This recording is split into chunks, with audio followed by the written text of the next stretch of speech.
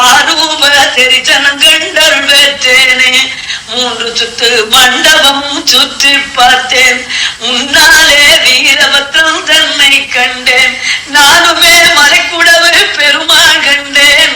நல்லபடி சன்னதியும் பிறகு கண்டேன். தேனுடன் பால் அபிஷேகம் செய்ய கண்டேன்.